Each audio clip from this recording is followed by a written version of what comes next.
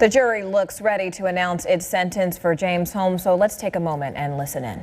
Have a unanimous final sentencing verdict on this count, and we, the jury, understand that as a result, the court will impose a sentence of life imprisonment without the possibility of parole on this count. Final sentencing verdict form, count 4, murder in the first degree after deliberation, Gordon Cowden. We, the jury, do not have a unanimous final sentencing verdict on this count, and we, the jury, understand that as a result, the court will impose a sentence of life imprisonment without the possibility of parole on this count. Final sentencing verdict form, count 5, murder in the first degree after deliberation, Jessica Gowie. We, the jury, do not have a unanimous final sentencing verdict on this count, and we, the jury, understand that as a result, the court will impose a sentence of life imprisonment without the possibility of parole on this count. Final sentencing verdict form, count 6, murder in the first degree after deliberation, John Larimer.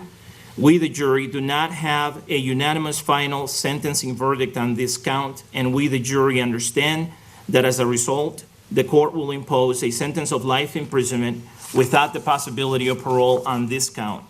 Final sentencing verdict form, count 7, murder in the first degree after deliberation, Matthew McQuinn.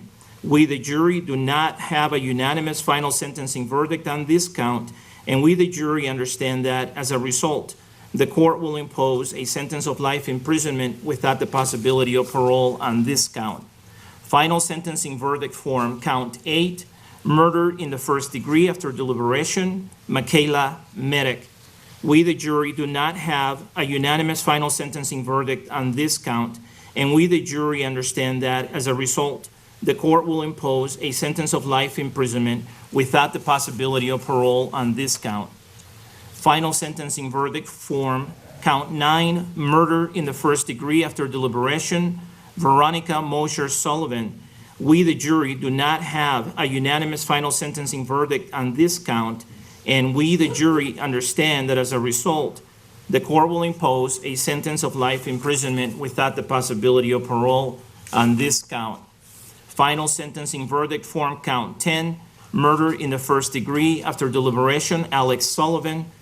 We, the jury, and just to bring you up to speed here, this was a life or death decision for James Holmes. That's the jury announcing its decision to give him a life sentence. And again, this is James Holmes of the Colorado movie theater shooting. This is all happening at the county courthouse in Centennial, Colorado, where we just saw James Holmes was issued this life sentence. He gunned down 12 people in July of 2012, and he injured 70 more at the Aurora Theater in Colorado. Last month, he was convicted of 24 counts, and that was first-degree murder, 2 for each of the victims who were killed in that shooting. Remember to stay with us because we will come back and bring you more on this at the bottom of the hour. Just a few minutes ago, convicted murderer James Holmes was sentenced to life in prison without parole, and that was after a jury was unable to agree on the death penalty. The jury rejected Holmes' insanity defense, and he was convicted of murdering 12 people and trying to kill 70 others, and that was during a midnight showing of the Batman movie The Dark Knight. That attack was one of the worst mass killings in U.S. history. Beth Karras, legal analyst and former prosecutor with the Manhattan District Attorney's Office, joins us now here in New York. Beth, did that decision surprise you? It surprised me because I was following this case from the beginning, and they haven't been deliberating long in this particular phase. This was their 4th verdict. Every step of the way, they were unanimous, and returning a verdict, I thought, meant unanimity, and I thought it must be death.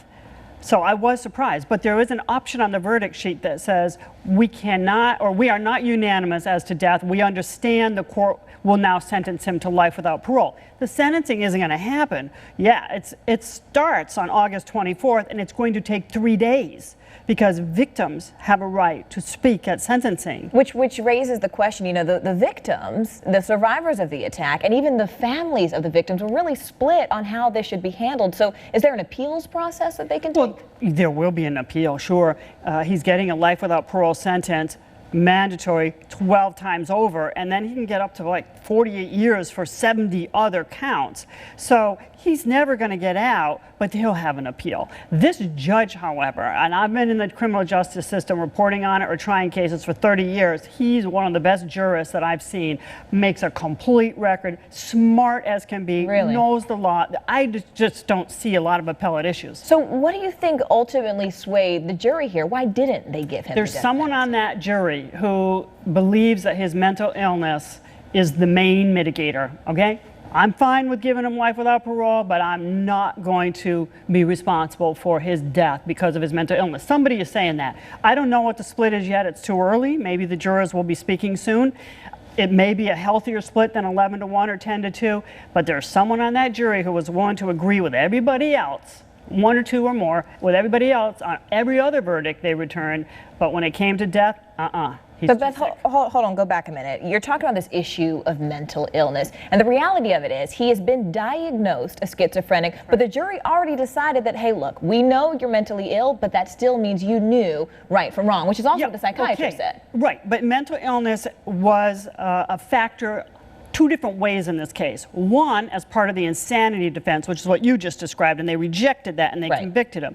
And the second time they're considering it is as a mitigator, whether or not it justified saving his life. And the defense lawyer in her summation stood up and the other day and she said, I'll tell you why it's a mitigator, because if he wasn't mentally ill, this never would have happened. But the jury doesn't seem to buy that. They're saying he didn't know right from wrong. No, they rejected that, but somebody bought it for the verdict that was returned to today. not be unanimous. So what do you think this says then about how we treat the mentally ill in this country when crimes have been committed? Do you think this is a broader statement that they don't deserve the death penalty? Oh, there's not enough time to answer that, Morgan, but I will tell you that our prisons are full of people who are mentally ill. They're not insane under the law, but they're mentally ill and they need help.